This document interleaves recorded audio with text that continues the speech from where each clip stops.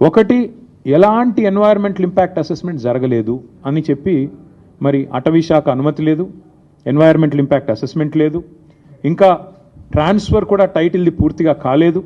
అయినప్పటికీ ఫైనాన్షియల్ ఇన్స్టిట్యూషన్స్ని వెంటనే ఆగమేఘాల మీద ప్రభావితం చేసి ప్రభుత్వ అధికారులు మరి మిస్లీడ్ చేసినారా, ముఖ్యమంత్రి వాళ్ళని డైరెక్ట్ చేసినారా తెలియదు, మరి ఒక భారీ ఆర్థిక నేరానికి పాల్పడ్డారు.